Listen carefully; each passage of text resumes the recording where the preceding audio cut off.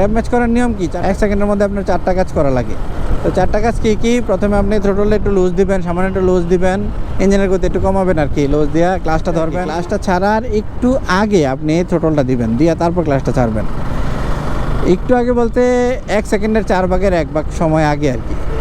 তো এটা আসলে আপনি বাইক রাইড করতে করতে জিনিসটা শেখা যাবে। ডাউনশিফট করে আপনাদেরকে দেখাই যে কীভাবে র্যাপ ম্যাচ করবেন। এই যে ডাউনশিফট করতেছি, একটা 5 নাম্বার গিয়ারে 55 গতি আছে, একটা ডাউনশিফট মারতেছি।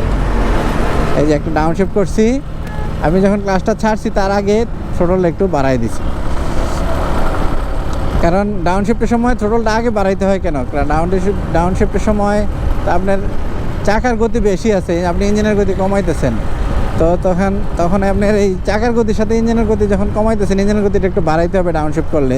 এই জন্য ক্লাচটা ছাড়ার আগে থ্রোটলটা একটু কোয়ার্টার সেকেন্ড আগে থ্রোটলটা বাড়াই দেবেন, তাহলে চাকার গতির সাথে ইঞ্জিনের গতিটা ম্যাচ করে যাবে।